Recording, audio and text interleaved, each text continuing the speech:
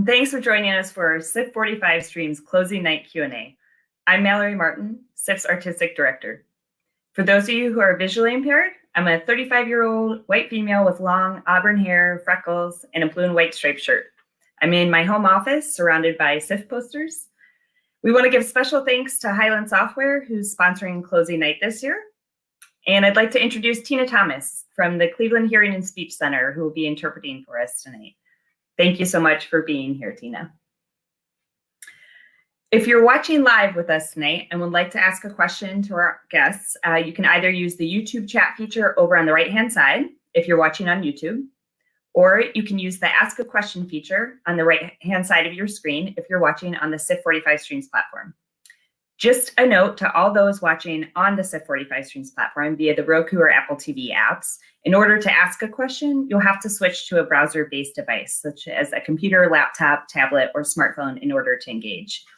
Oh, technology, we love you so, especially this year. I'd also like to point out that if you have not yet voted for Best Summer Ever using the star rating system on the SIF 45 Streams platform, please go do so ASAP, as we'll be tallying votes during this Q&A before announcing our award winners at the closing award ceremony, which will be held directly after this Q&A, also on our YouTube page. So please make sure to show Best Summer Ever some love and give them a chance to win some cash prizes. So without further ado, I'm incredibly honored to introduce our special guests from the closing night film, Best Summer Ever. With us tonight, we have director and writer, Lauren Smitelli. Hello. Hello. Hey, Lauren. And actors Ricky Wilson Jr. and AJ Murray, who played brothers Tony and Kevin in the film. Hey, guys. Hey, how's it going? Hey, how's it going? Great to be here. Thank you so much to all of you for being here with us tonight. Thank you for sharing this amazing film with us. We could not be happier to have Best Summer Ever as our closing night film for SIF 45. Thank you so much for us. Yeah, of course. I want to start off by welcoming you, AJ, back to SIF. It was in 2015 at the 39th Cleveland International Film Festival that Becoming Bulletproof won our Audience Choice Award.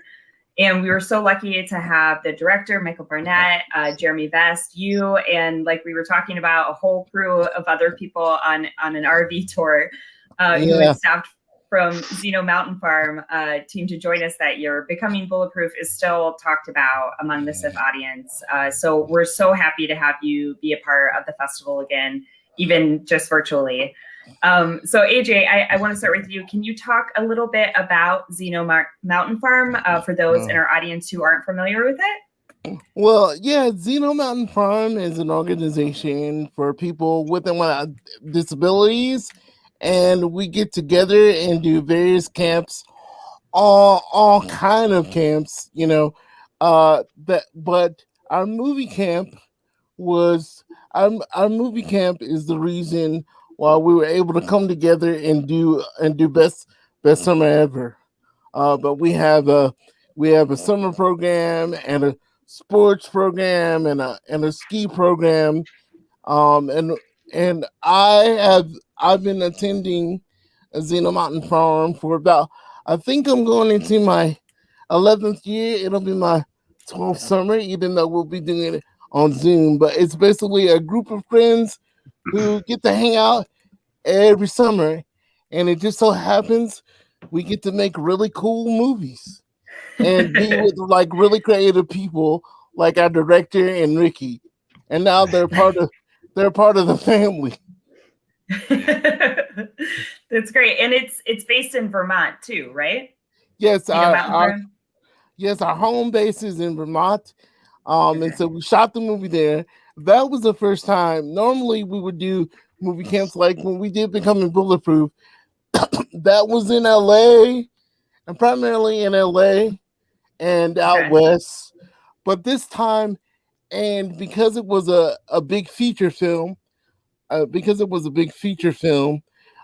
decided to shoot on the Vermont property because it's a big, beautiful space. And well, the story's about camp, so it aligned perfectly for making this movie. So. Yeah, no, for sure. That's great. Lauren, So Zeno Mountain Farm has been making short films with a fully integrated cast and crew of people with and without disabilities for over 12 years now. But Best Summer Ever is the first feature. Can you talk a little bit about what led to this very ambitious project and how you and Michael came on board? Yeah. So Mike and I, my co-director, we were both part of Zeno Mountain Farm, but we had never actually met because Zeno is just such a large family and there's so many little offshoot camps. So we had never crossed paths, but we have, we've been a part of the community and they've made, what is it, AJ, 12 short films? Yeah, I think at that point, they had made about 12. Yeah. So I think it was just something that everybody was really gearing up to take a bigger step, and we were like, let's make a really big swing here. So we decided feature length, original musical, and actually the jumping off point was this song Best Summer Ever, which was in the musical from the summer camp play that they do at the end of camp every year. So that was a little bit of like the springboard for that. And also, we wanted to shoot it in Vermont at the camp, partially at the camp, mostly because you have to, in indie film, just take advantage of any asset that you might have. So, right. Like, did we want to make a movie about camp, or was that the most convenient thing? Here's a tip for indie filmmakers. Use what you have. Yeah. That's good Use advice. what you have. So the parts that were supposed to be in Pennsylvania, those were shot in Vermont as well? Actually, we did go shoot in Pennsylvania. Okay. But I think all of the stuff that actually made it into the film was Vermont playing as Pennsylvania.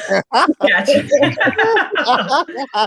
Well, it was a beautiful setting, so I think you guys chose wisely. And casting, wow. I mean, like, what an incredible undertaking for such a large cast, who I'm imagining a lot of people were part of the Zeno family too. So actually, Ricky, I'm going to go to you first. Can you talk about what the audition process was like and how you got involved? Yeah, I mean, it's funny because it was like, it wasn't a very traditional process at all. It was, to this day, I call it the most beautiful audition process I've ever gone through, because I had my Madeline Rhodes, who goes by Mumu. She plays Beth in the film, and she also scored the music for the movie. We were college friends. Like we went to college together, and we were very close in college, and we hadn't spoken for a while. And I was just in LA, just doing my own thing, like trying to figure out how to get my life started. And she calls me one day. She's like, "Hey, Rick, are you in LA? Are you still an actor? Like, what are you doing with your life?" And I'm like, "Yeah, Madeline, I'm still doing the same thing that I've been doing for the last 5 years." And she basically is she lets me know that she's like, "I got involved with like some of the most incredible people that I've ever met in my life. I want to send you this documentary, and I want you to see if these are the kind of people that you can like get down with." And she sent me she sent me Becoming Bulletproof, and I watched it, and immediately I fell in love with it. I think I watched it twice, like 2 times back to back immediately. And basically she got me in contact with Will Howby, and I met with him at like a coffee shop in LA, and he just explained to me what Zeno Mountain Farm was about, and we immediately just sort of hit it off, and I fell in love with everyone. I just fell in love with the entire family, and just being away from, I'm from Texas, so being away from my family for so long, I felt like I was becoming acclimated to like a home away from home. And in terms of the audition, we were at a coffee shop in LA, and he was like, "Can you sing and dance?" And I was like, "Yeah." And he was like, "All right, cool." And that was basically the audition. And that's just my advice. As an actor, you say yes, and then you figure it out. That's what you do. Don't ever think otherwise. Because I think that's sound advice. That's sound advice. And it ended up, I wasn't, at first, I didn't know how confident I could be in myself, but meeting people that are so loving and understanding and patient and unconditionally kind, it brings out the best in you, and I'm so excited that I was able to be a part of something that was so bigger than myself. It was a crazy process, not traditional at all. So are you saying that you typically were not like a singer and dancer before? No, in college I definitely sang and danced, but it's one of those things where I always focus on acting specifically. So when I was called to sing and dance, it was just honestly, I guess another challenge for me. And I guess I fortunately was able to rise to the occasion, but not traditionally. Not traditionally. Yeah. Well, you fooled all of us because you did an awesome job. I thought you were like a professional dancer. It's only because of the team. We had a choreographer and a choreographer's assistant on set, and they did everything they could to make sure that I looked like I could sing and dance. They were incredible. Like the people, like the team behind the camera, everyone was so incredible. That's the only reason that I was able to fool you. And Ricky has the vocals too. My baby brother can sing. Thank you for that. Well, Thanks. Yeah. So speaking of that, AJ, what made you want to play the role of Tony's brother in the film? Did you want that from the beginning? Well, so a couple things. I definitely did. So number one, it was a chance to do a feature film with Zeno, and they're my family, and I think it was also, to get a chance to do a feature film is also an incredible one itself because I'm an actor, but then also it's an incredible opportunity and great fortune to be able to do it with such like a family. So to answer your question in sort of a way, I was gonna take it regardless because an actor needs a job. And anytime to be creative, but I was definitely going to be a part because we not only were we going to do a really awesome musical, but we were going to make history. And I think we are the largest cast of people with disabilities in front of and behind the camera, and it's integrated as well with able-bodied people. Yeah. But I think we are the largest film in history. I think the last film we're able to do that was a film that was actually in the 30s. I think it was called oh brain, don't give out on me now. It was called Freaks, I believe. It's a story about a circus family.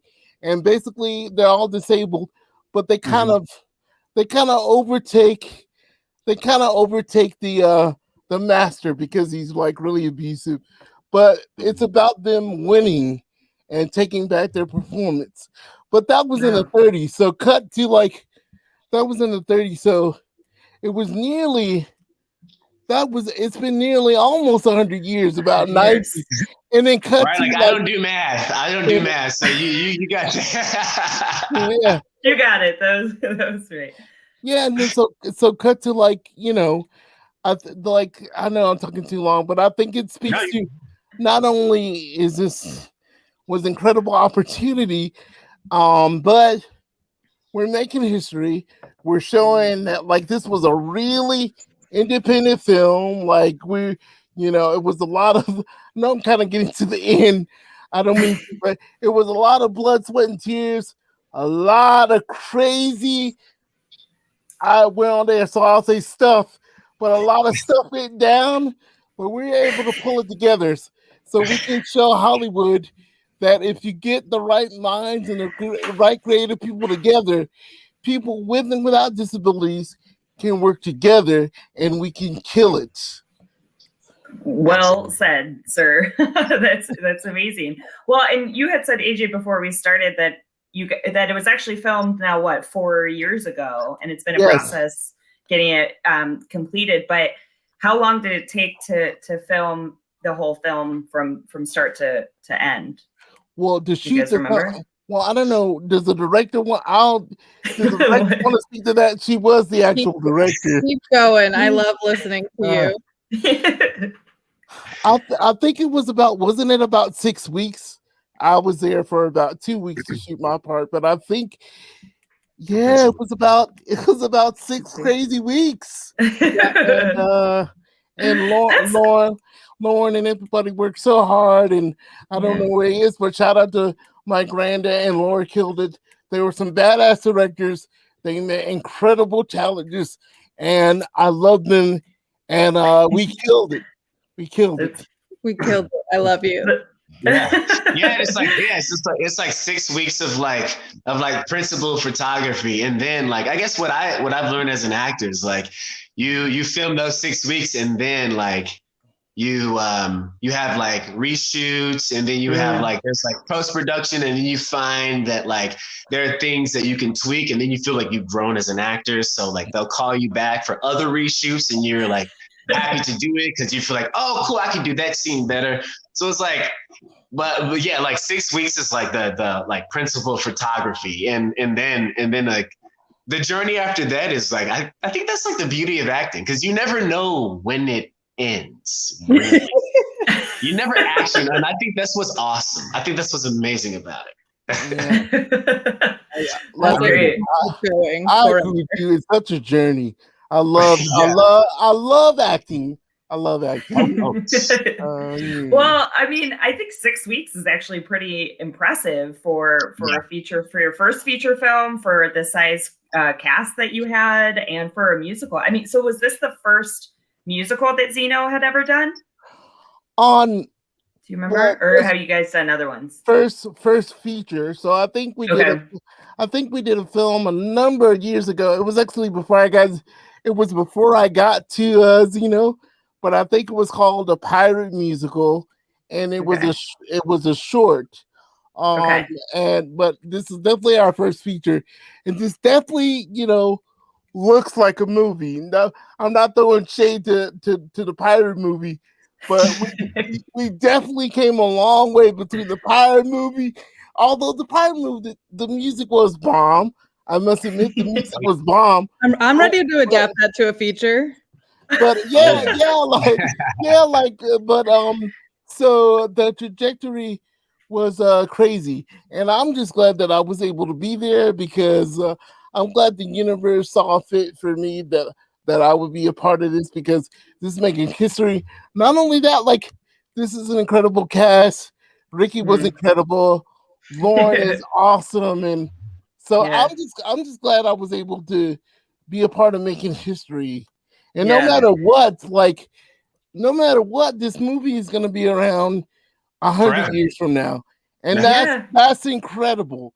And so many little kids and adolescents and adults alike, if they're disabled or non-disabled, they can look and say, I can do this. And that's the thing that warms my heart. Yeah. Wow. I'm talking too much. I'm sorry, guys. No, you're 100% right, AJ. I love everything that you're saying. I mean, so let's talk about the music a little bit. So you mentioned that Mumu did the score, which Mumu as Beth is just amazing. I love her character so much in this movie. She's hilarious. And I love that, like, she brings there's a lot of adult humor, I think, too, in the film that was a little bit unexpected, but like so appreciated. And I think Beth's character brings a lot of that too, which was hilarious. But so she did the score. So was she also writing the songs too, or was that a collaborative process? That was a collaboration between her and Peter Halby, who is one of the co-founders of Zeno Mountain Farm. They did a lot of the writing together, and then her and Jamie Lawrence did the composing of the music once they got into the studio. Okay, very cool. Yeah, because there was, I think I had read 8 different original songs, which is amazing. That's definitely She was impressive. definitely letting off some steam when she had her Beth scenes, because she was doing so much. Because it was also, we were recording a lot of the music while we were filming, because it was very important to her to have everybody who was in the scenes be the voices that we heard. So she was always pulling people to grab grab some of the lyrics with them. Yeah. Yeah, That's great. this is what's so amazing, because it was a huge undertaking, because normally in a normal movie process, you got the music, and the music is written, and there's a composer, and you have all this time to like pre-prepare, and we did. But basically, like, so Mooma, like, she had to act in the film, but also like we were recording the music, and she was acting in the film, and when she wasn't acting, she was being our vocal coach. And she Wow. she was also being several different hats. Yeah, it's crazy. she was also being the producer in the booth, and she had to wear like a cheerleading outfit, and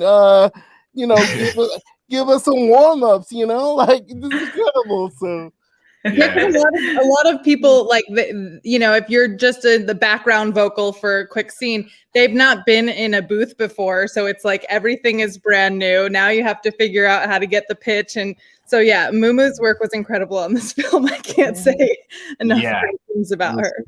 Yeah. That's so great. So Ricky, what was your favorite song to perform during the film? Or scene, I guess, too. I mean, well, because I obviously I loved Ready to Ride. It was just such a fun. It was just such a fun thing to film in general. But I say, my favorite scene. It's so hard to pick a favorite scene, because this whole movie, it's one of my first like times being a part of like a full feature film where I have like a principal role. So every scene is my favorite. But I think like my favorite moment. My favorite moment, honestly, was like when we were shooting, like the last sort of scene of the film where we have the final dance number, and when at the end of the film where you see like the camera sort of like break that fourth wall and show like the crew as well. That was one of my favorite parts, just because like it showed everyone what it took to do all of this. And like you can't really describe what it actually took to do all this, because this was such a, once again, like 4 or 5 years in the making. It took a lot. But being able to show the people that are behind the scenes, who have been working just as hard, if not harder, than all of us principals. Yeah, it was a beautiful moment. It was a crazy moment for me, just being a part of. Like when you're an actor, you come to LA, you're like, oh, I hope I booked this cool thing, or I hope I'm in like Inception 2 with Leo DiCaprio or some. You do that. Being able to be a part of something where like everyone is so unconditionally loving and giving, and like every day on set is like, what can I do for you? Just being able to show all of that in the movie, that was one of my favorite parts of the whole experience. There's so many different parts though, but like for lack of being able to think of all of it, that was my favorite part. That one was so cathartic too, because it was our second night of night shoots, which are really hard in general, but then also, even more difficult when it's crew members who have not done night shoots before. And then we had that was not scripted. That was something that we came up with on the fly, because there was not enough. We had gotten all of these extras, and then throughout the night you start losing people, and it gets colder and So the thing that we were going for was no longer visually there, and so it was just okay. How do we do this? Innovation, let's show everyone. And so it was a rewarding moment too, because we were like, we think we're in trouble, and then it ended up being like one of my favorite things in the film, because I think it is important to see that the uniqueness of how this was made. And it's like going back to how Ricky says that he was cast. Like usually you would have to read some scenes, but it was more about this is a very unique experience, and it's more important for you. Like, we believe in your talent. We need to know if you're on board with the way that we're making this. And that was a Whoopi night where we really needed that. I think that was a very special moment for all. Yeah, it was like, I think we shot until like 3 a.m. As a matter of fact, I remember like some of the extras that were like local town people, because they were in the stands, right? And then they were like, and they were like, how long are you guys gonna be here? And I was just, because I was talking to them in between the scenes, and they were like, how long are you guys gonna be here? And I was like, we're gonna be here for like until like 3. This is a 12-hour shoot. And you see their faces like, oh my God, they're doing these poor people. But you know, it's just like, but I wasn't upset. I wasn't, I'll admit it was a little cold, but this goes with the territory. This is what I wanted to do my whole life, so I know what it's about. It's hurry up and wait. And if you want to be in a movie, you may be on a cold set for 12 hours, but it's making a movie, so there's no complaining. You know, my butt might hurt, but you just get up out the chair, stretch your butt. Maybe I don't know. Maybe give a little massage and then go on with the rest of the movie. To get that in. I love it. That's wise advice. Just get up and stretch your butt. And keep going. And that's anything. Yes, anything. And that's good advice for all life. That's yes. I agree. I love that you said that too, because that was really, I think, my favorite part of the whole film too. And like part of me was almost like secretly wishing that it was gonna morph into like another Becoming Bulletproof and be a whole other film of like a documentary behind the film. But that was just credits. I think wasn't that a plan? It didn't necessarily take shape that way, but wasn't that kind of a plan, Lauren? Yeah, I really was hoping that we would have something to show that was maybe like 5-10 minutes in front or behind, but that didn't happen. But now it is happening, and that's its own separate short. I believe it's like 15 minutes though, so it's not quite. Oh wow! Yeah, nice. Yeah, just that'll be so great. I think they're just finishing that up now. So yeah. That's so great. Okay. Well, awesome. So what is the future for this film, for Best Summer Ever? You guys are releasing, I think, on what, April 27th? Yeah. Yep. We are going to VOD on April 27th, and then probably still doing more festivals. And, we just want to get out there as much as possible. So if anybody wants to have a screening of our film, just hit us up. Yes, absolutely. That's so great. That's awesome. All right. Well, thank you so much to all of you again for talking with us. Thanks for sharing this film with us. It's just such a delight. Our audience actually has until Tuesday to watch it on our platform. So I think there's going to be quite the buzz after tonight. So yeah, we definitely encourage everybody who hasn't watched the film yet to check it out. This Q&A will stay up on our platform afterwards too, so everybody can keep watching it and you guys can share it. And yeah. Can I send a shout out? Yes, of course. Can I do a shout out? I just want to say shout out to our fearless leader, Will Halby, and the Zeno Mountain Farm directors. Will actually had this vision. We're doing a feature film, going all the way back to the beginning. So I think, like, even from his first camp, which was in LA, and it had a completely different name, and they started off with shorts. But I think Will wanted to do this, and it took 12 years. And so shout out to him, because it was a vision, and it started off first with a play, and then we rehearsed in LA, and it takes a lot of work. And like, he was very meticulous about the script. There was a lot of fights, a lot of disagreements, but in good ways, and like, because you be creative, it's just all for the good. So I want to send a shout out to Will Halby and the all 4 directors, Will Halby, Isla, Vanessa, Peter.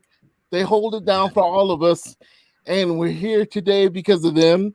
And another big shout out to my friend who's on the panel, Lauren. Like, she held it down. There was a lot of stuff going on behind the scenes. There were some tears, a lot of things, but we did it. We did it. And shout out to my brother. I love you guys. I'm about to shut up. I get emotional, but I love you guys. Thanks so much for inviting me to be in this panel. Absolutely. I am an actor and a filmmaker, and I love it. Yeah. Thank you. Yeah. That was wonderful, AJ. That's great. Well, please keep acting. Please keep making movies. We'd love to bring you all in person to Cleveland. Mostly just so AJ can come and get that Swenson's that he's been dreaming about for so many years. Yeah. We'll go get cheeseburgers and do it right with you guys here in person next time. So best of luck with everything with the film. And in the words of Drew Carey, Cleveland rocks. Thank you, AJ. Ohio. So does best summer ever. All right. Well, and thanks to you guys. Thanks to our audience for sharing this special night with us. We wouldn't be here without your ongoing support to bring film home. With that, we encourage you all to head on over to our virtual closing award ceremony, which is starting in about 5 minutes at 9 o'clock Eastern, to find out the winners of all the SIF 45 Streams awards. You can get there through the main SIF YouTube channel or from the homepage of clevelandfilm.org. We'll see you there, and thanks again, everybody. Thank you. Thank you, guys. Yeah, this is nothing short of an honor. This has been amazing. Thank you. It gives me an excuse to see my brother. Yeah. Great. All right. Good night, everybody. Love you guys. Much. Love you guys. Love you.